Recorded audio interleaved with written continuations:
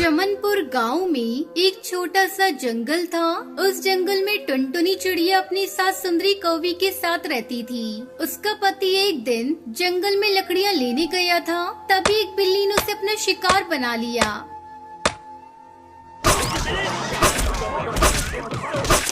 घायल कालू कौआ किसी तरह घर पहुंचता है। माँ, टुनटुनी, कहाँ हो? जल्दी बाहर आओ।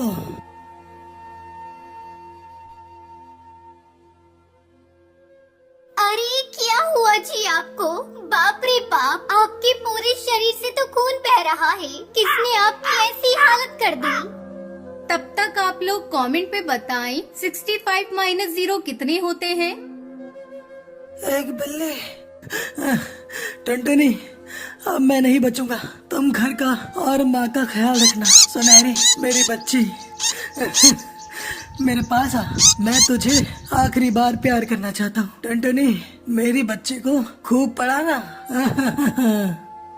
इतना कहते कहते कालू कौआ अपने प्राण त्याग देता है।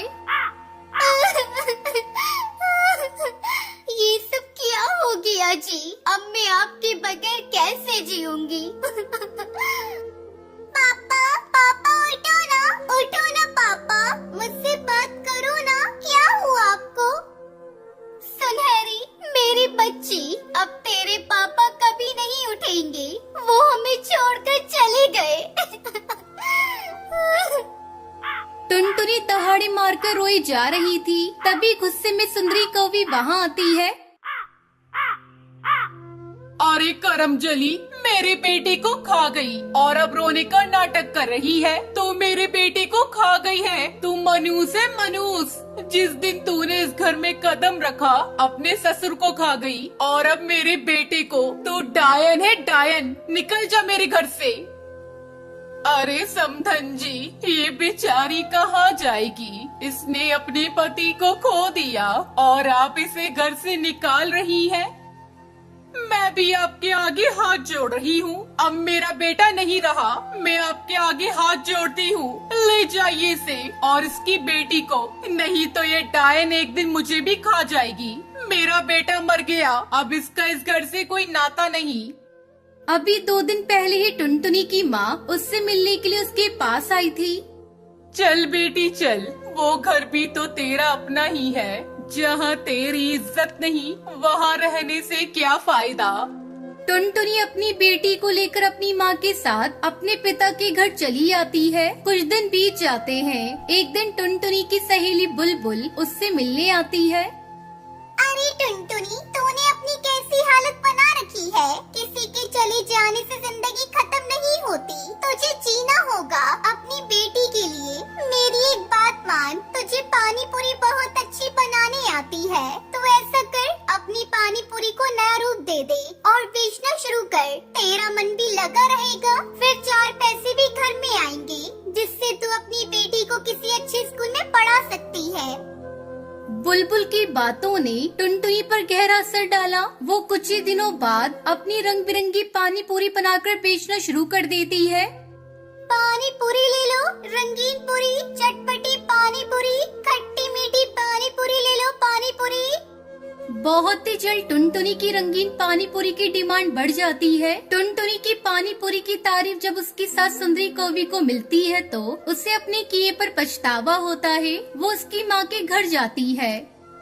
अरे बहू, मुझे माफ कर दे। मुझे अपनी बेटी की मौत का बहुत बड़ा सदमा लगा था, इसलिए मैंने तुझे मनूस समझा। मुझे अब अपनी गलती का एहसास हो गया है। तू चल मेरी पोती को लेकर, अब से हम सब साथ में रहेंगे। टुनटुनी अपनी सास को माफ कर देती है और उसके साथ अपने पति के घर वापस चली जाती है। इस तरह वो रंगीन पानी पूरी बेचकर खुशी खुशी अपनी बेटी के साथ अपनी जिंदगी बिताने लगती है।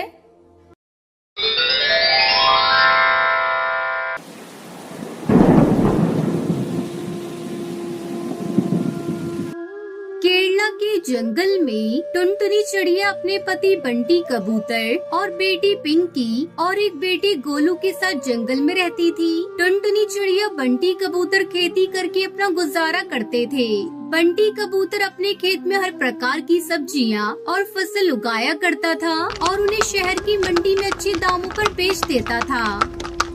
अजी सुनते हो जी, इस बार धान की फसल तो बहुत अच्छी हुई है। जल्द से जल्द इसे शहर ले जाकर बेच दो। बारिश का क्या भरोसा, बिन मौसम भी बारिश होने लगती है। तुम ठीक कहती हो, जल्द ही मैं अपनी फसल को ले जाकर शहर की मंडी में बेच दूंगा। तुम चिंता मत करो, बस बच्चों पर ध्यान दो। तब तक आप लोग कमेंट पे बताएं 39 + 25 कितने होते हैं। और उसका पति धान की फसल काट कर खेत में ही छोड़ देता है और खाली खेत में सब्जियों की बुआई करने लगता है। इसी तरह कुछ दिन गुजर जाते हैं। एक दिन गांव का कालू किसान उनके पास आता है। बंटी, अरे ओ बंटी, कहाँ हो भाई? जल्दी घोंसले से बाहर आओ, मुझे तुमसे जरूरी बात करनी है। क्या बात है कालू भाई, कौन सा जरूरी काम है? बताओ, मैं उसे पूरा करने की कोशिश करूंगा। बंटी भाई, बस आपसे यही कहना था, अपनी फसल के साथ मेरी भी फसल शहर में बेच देना। ठीक है कालू भाई, मैं 1-2 दिन में अपनी फसल बेचने जाऊंगा तो तुम्हारी भी फसल बेच दूंगा। कालू को वो वहाँ से जाने लगता है। तभी टुनटुनी वहाँ आ जाती है और कालू से कहती है, अरे कालू भैया बैठिए, मैं अभी आपको ठंडा ठंडा तरबूज का शरबत पिलाती हूँ। गर्मी बहुत है। नहीं बहन, फिर कभी आकर शरबत पीऊंगा। ऐसा कहकर कालू किसान वहाँ से चला जाता है। रात को जब सभी सो रहे थे तभी अचानक बिजली कड़कने लगती है और बारिश शुरू हो जाती है। अब क्या होगा जी, हमारी सारी फसल खेत में पड़ी है, सब भीग जाएगी। अरे पगली, तू चिंता मत कर, अभी बारिश रुक जाएगी। देख, बादल जा रहे हैं। दोनों पति पत्नी काफी देर तक बारिश रुकने का इंतजार करते हैं, लेकिन बारिश होती ही जा रही थी। रात भर जोरों से बारिश होती रही। सुबह जब बारिश रुकी तो बंटी कबूतर टुनटुनी चिड़िया अपने खेत पर जाते हैं। वहाँ का नजारा देखकर दोनों पति पत्नी जोर जोर से रोने लगते हैं। सारे खेत में पानी भर गया था और उनकी फसल पूरी तरह से पानी में डूब चुकी थी। हे भगवान, ये तूने क्या कर डाला? सारी फसल बर्बाद हो गई। पता नहीं हमारी फसल को किसकी नजर लग गई। मम्मी,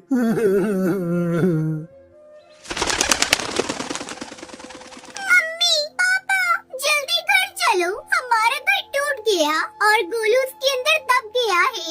मैं किसी तरह अपने आप को बचा पाई हूँ। भगवान के आगे किसी की नहीं चलती, हम कर भी क्या सकते हैं। चल कर बेटे गोलू को देखते हैं।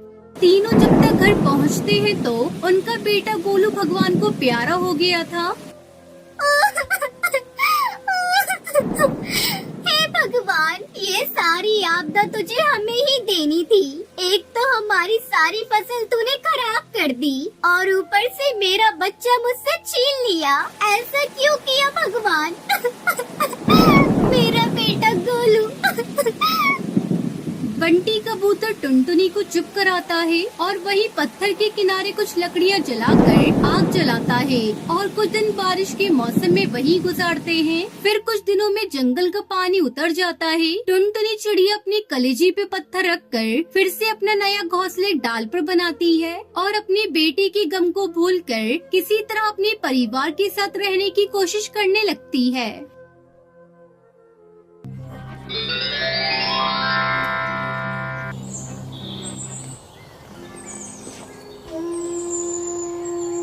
किसी जंगल में कालू कौआ अपनी पत्नी टुनटुनी के साथ रहता था। दोनों पति पत्नी अपने समोसे का ठेला लगाते थे। उनके समोसे इतने स्वादिष्ट होते थे कि दूर से पक्षी आकर उनके ठेले के समोसे खाते थे। जो भी उनका समोसा खाता था वो तारीफ किए बिना नहीं रहता।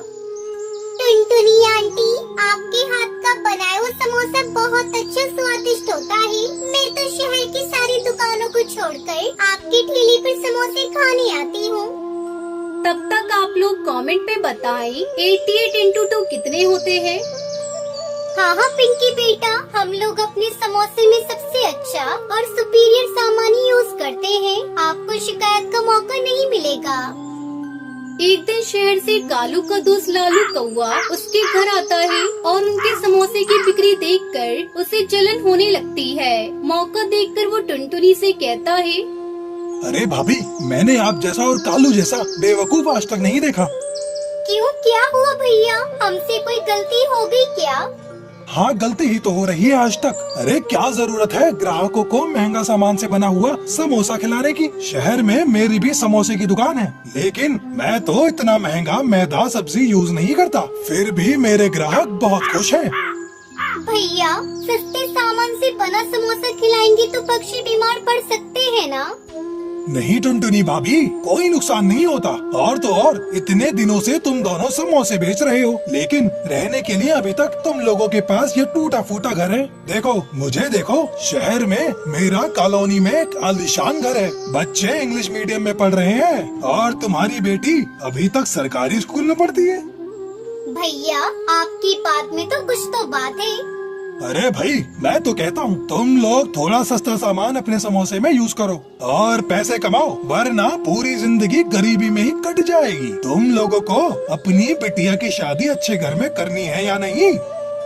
लालू कौवे की बातें सुनकर टुनटुनी के मन में लालच आ जाता है। हाँ भैया, आप बिल्कुल ठीक कह रहे हो। सुनो जी, कल से हम थोड़ा सस्ता सामान खरीदेंगे। ये तुम कैसी बातें कर रही हो टुनटुनी? सारे ग्राहक टूट जाएंगे। तुम चुप रहो जी, ऐसा कुछ भी नहीं होगा। अगले दिन टुनटुनी घटिया और सस्ता आलू और काफी पुराना मैदा खरीदकर समोसे बनाती है, जिसे खाकर पक्षियों की तबीयत बिगड़ने लगी और उन्होंने टुनटुनी की दुकान पर आना छोड़ दिया। देख लिया ना टुनटुनी, घटिया सामान इस्तेमाल करने का नतीजा, हमारे सारे ग्राहक टूट गए, अपनी दुकान का नाम खराब हुआ सो अलग। टुनटुनी के ठेले पर कोई भी बच्चा उसके समोसे खाने नहीं आ रहा था। सुबह से शाम तक टुनटुनी अपनी दुकान पर बैठी मक्खियाँ मार रही थी। अरे ओ झुमरी कौवी, उधर कहाँ जा रही हो? मेरी दुकान के समोसे खाओ, बहुत ही स्वादिष्ट है। कई दिनों से तुमने मेरी दुकान पर आना ही छोड़ दिया है।